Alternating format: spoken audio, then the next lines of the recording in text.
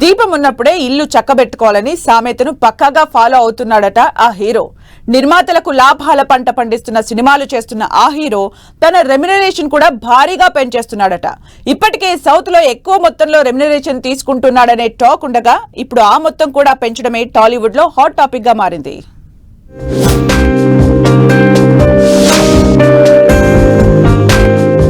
టాలీవుడ్ లో అత్యధిక పారితోషికం తీసుకున్న record young rebel star Prabhas they. వరుసగా పాన్ ఇండియా సినిమాలు చేస్తున్న ప్రభాస్ రేంజ్ సినిమాకి పెరుగుతోంది. కల్కి సినిమా విజయంతో తన మార్కెట్ ని కూడా భారీగా పెంచాలని డిసైడ్ అయ్యాడట ప్రభాస్. వరల్డ్ వైడ్ హిట్ కొట్టిన కల్కి దాదాపు 1200 కోట్లు వసూలు చేసింది.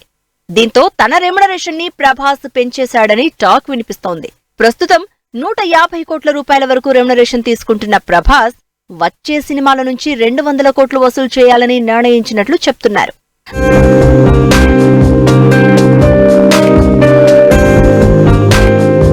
రెమ్యునరేషన్ పెంచిన ప్రభాస్ తో సినిమాలకు నిర్మాణ సంస్థలు పోటీ పడుతున్నాయని చెప్తున్నారు.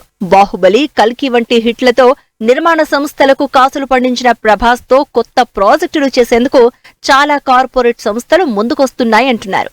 ఆర్థికంగా భారం అనుకున్న వారు కూడా 2-3 సంస్థలను పార్ట్నర్స్ గా చేర్చుకుంటున్నట్లు చెప్తున్నారు.